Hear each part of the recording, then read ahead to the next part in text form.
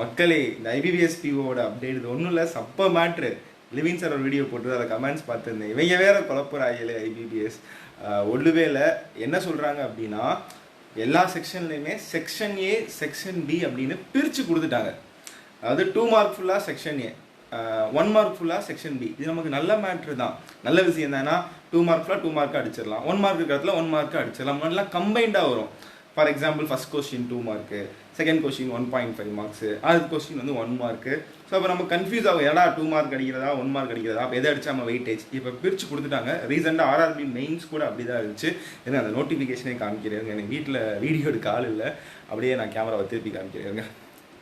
மக்களே தெரியுதா, இந்த test of reasoning ability and computer aptitude டக்குன்னு ஃபாஸ்ட்டாக படிக்க வரல. சரி, இங்கிலீஷு டிஏ divide two parts section A and section B.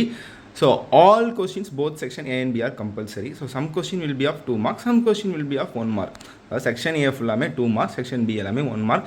இது வந்து ஈச் அண்ட் எவ்ரி செக்ஷன், அந்த ரீசனிங், இந்த டிஐ இந்த இடத்துலலாம் அப்ளிகபிள் ஆகும் அப்படிங்கிற மாதிரி அவங்க சொல்லியிருக்காங்க. ஓகே, ஏன் அப்படின்னா உங்களுக்கே பாருங்களேன், 45 கொஸ்டின் 60 மார்க்ஸ். இப்போ 45 கொஸ்டின் 60 மார்க்ஸ் அப்படின்னா கண்டிப்பாக ஒரு கொஸ்டின்ஸ் 2 மார்க்காச்சும் வச்சாகணும்.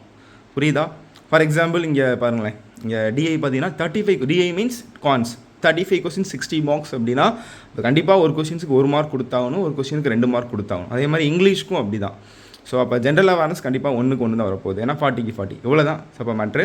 ஸோ நம்ம 13 இப்போ ஃப்ரெண்டுக்கு வந்துடுறேங்க மக்களே. ஓகே, இதெல்லாம் ஒன்றும் பிரச்சனை இல்லை, நீங்கள் பாட்டு ப்ரிப்பேர் பண்ணுங்கள். ஐபிபிஎஸ் பிஓ மெயின்ஸ்க்கு இந்த வாரம் செவ்வாய்க்கிழமை கம்ப்ளீட்டாக ஒரு ரெக்கார்ட் பண்ண போகிறோம் மக்களே. 13 hours marathon mains level, DI mains லெவலில் மட்டும் பார்க்க போகிறோம். ஸோ மறக்காமல் வந்திருக்கேன். அன்றைக்கி நான் இந்த மாதிரி கேஷ் ப்ரைஸ், நம்ம வீடியோ கோர்ஸ் வந்து மக்களுக்கு ஃப்ரீயாக கொடுக்குறது, AffairsCloud ஃப்ரீயாக கொடுக்குறது, இந்த மாதிரி சில நடுவில் சர்ப்ரைஸ் கொஸ்டின்லாம் இருக்குது.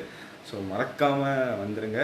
இனிமேல் தான் நான் ப்ரிப்பேர் பண்ண போகிறேன். மணி என்ன, ஆக்சுவலி தூங்கிட்டேன், வந்து செம்ம டயர்டு. 3 ஸ்லாட் அங்கே தான் இருந்தேன். 10:30 எப்படி நான் 3 மணி வரைக்கும் கொஸ்டின் எடுப்பேன். ரொம்ப ஸ்டாண்டர்டான கொஸ்டின்ஸாக எடுத்துகிட்ருக்கேன். ஸோ செவ்வாய்க்கிழமை வந்துடுங்க. சரியா? தேங்க்ஸ் மக்களே, பை பை.